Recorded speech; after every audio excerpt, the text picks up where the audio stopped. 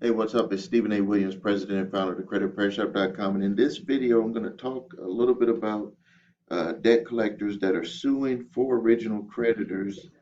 And I'm getting a lot of these coming in right now from individuals who have signed up for like these business opportunity type deals where either they're trying to get loans, hard money loans, or loans to get real estate or whatever to start a business.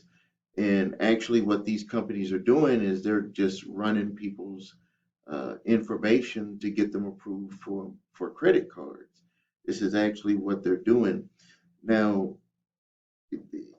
Most of the people will accept the money, but I'm going to tell you one of the problems that I've seen with this when I've talked to people is that they state that they only get that there's a 15% fee.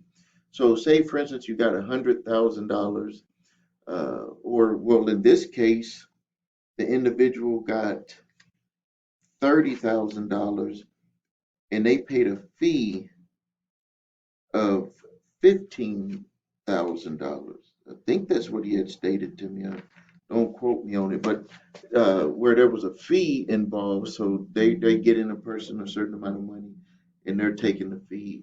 Let's just say it's $10,000. So they go out, get you uh, $50,000, and then they're going to take $10,000 off the top for arranging it. And number one, you're not supposed to be doing loans that way. When you go out and you get a loan, the fees and all the origination and everything that's attached to it, finance charges, all of that is within the loan itself. There shouldn't be something where it's an outside agency taking additional funds from that. But I'm getting a lot of these that people are coming to me. They said that they invested in a real estate opportunity or a business opportunity. The company went out there and ran their names and got them money, but when it turned out it wasn't like a personal loan, it was just where they got them credit cards. The money was actually on credit card accounts, and uh, and then they wasn't able to continue making that payment. If you're going to get $50,000 on a credit card at 18 to 24% interest, you're talking about a huge monthly payment. And I know people are getting these with the hopes of being able to turn that money over and make more money, but it doesn't always work out that way. And as a matter of fact, you have to be in the right mindset to even make something like that work. It's a very risky strategy. And if you don't have a business and you don't know that that business is going to work, it can end up getting you into a lot of trouble. And I've gotten like stacks of these over the last few weeks, and off and on over the last year, at least one or two per week would come in. And let me tell you the reason why what makes these very hard to fight, but there are openings that are available, and something makes me not want to reveal it 100% here, not because I don't want to tell you, it's because when you're going up against a debt collector, you don't want to give them the ammunition to kind of stop you, ammunition to stop your affirmative defense against them. But I could tell you part partly the issue. I'll tell you the issues that I see with it, and then if you have this situation, you can either contact our office or you can kind of structure your affirmative defense your own way. One of the biggest issues that I see with these, and this was something that I saw with payday loans, is that the finance charge was past the legal limit for the state that the loan was made in.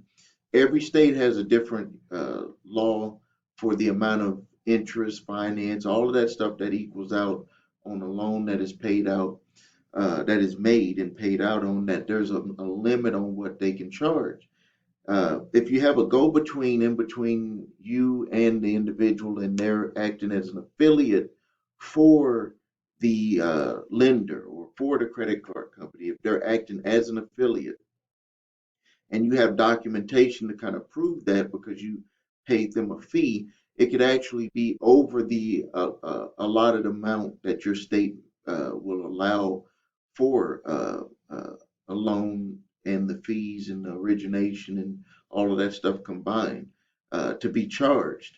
And that would be a door opening for either to have it all dismissed based on that if you have your documentation on what you have paid that affiliate in the middle, or it could set you up for a very good settlement. Now, let me tell you the reasons why these are very dangerous when it comes to these types. When you have amounts that are in the 30 and 40, 50 plus range, they consider that what's called a uh, uh, big money judgment account, or big, it's not small claims court. They call it big money. And what they're going to do is they're going to hire uh, collection lawyers that are specialized in this area. You will see a lot of original creditors keep those accounts, and then they're going to hire a collector in that area. That means that they're going to pay them a fee and say, hey, go out there and collect this money. That's going to make that collector kind of feel even more empowered because they're going to have the validation of the debt standing behind them with the original creditor, because they're not going to have that layer of someone buying the old a debt portfolio.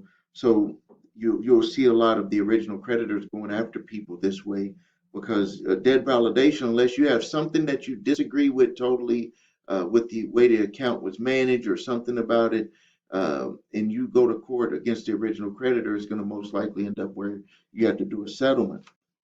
Now, something that came to mind that I had told this individual just to make sure, because some of the times the debt collectors can file a document, a court document, and make it look like that they're uh, suing for the original creditor when it's actually for a debt collector.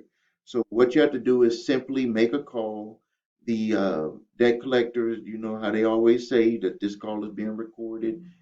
Anything you say or can be used in order to collect the debt. Well, you turn around and you say to them that you're also recording the call, and you know that their call is being recorded. It doesn't matter if you record it, because you can actually request their recordings. And then what you do is you ask them, are they the owner of the debt, or are they coming, or is it really the original creditor coming after you? The reason why that's important is because if it is a debt collector coming after you, then you can go through the full process of, number one, challenging it on with the what I just went over with the fees, origination, all of that stuff, those up charges that they put on there. But also you'd be able to request a full debt validation of that complete account, so you can see if there's any problems with it. Did they purchase it the right way?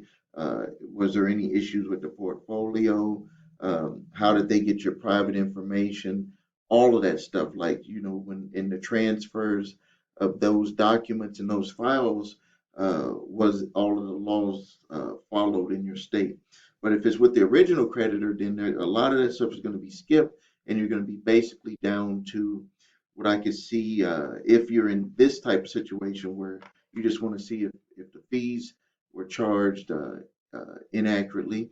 And with these loans, you might be saying, well, the individuals filled out the forms to get these loans. No, they didn't. From what this individual told me, they said that they just gave their information, and those affiliates went out there and got the loans, and he did not know that it was going to be a credit card loan, that it was going to be, thought it was just going to be a regular personal hard money loan, but it ended up being a credit card. So just wanted to make you aware of those. These situations are happening more and more, like I said, because people are following the business opportunities, and they're people telling you, hey, we can get you this money, but they're really just affiliates, and they charge fees on top of it. And when the person got the money, they said that the person who arranged it was calling them right away that you have to get that fee in right away for the money that they had just got. All right, so I wanted to just get that information out to you. I'm going to be making some more videos today talking about what we're going through here at the office. I'm going to start doing that as I have time, because I think it'll help you out with your situations that with situations that you might be encountering. If you need help with your credit, please visit us at thecreditrepairshop.com. Watch the video, What Makes Us Different. So you can see my 8-point validation process, my two-phase settlement process. Links are below this video. If you need your credit reports and scores, because everything's going to start there, you need to, you can go to my website, the number 3scores.com. Grab your credit reports. Link is also below this video. And if you have debt collectors coming after you early in the game, you can grab my statute of limitations uh, letter, cease and desist, collection activity letter, and debt validation letter. Use those letters to stop debt collectors early in the game. It can save you time, frustration, money, headaches, everything. I do ask for a donation on those, so if you feel that it's worth it, please make a donation. It helps me monetize the time for me making these videos. Thank you for your time. Make sure you like this video so we can help more people. Share it and ask your questions in the comments section below. Thank you.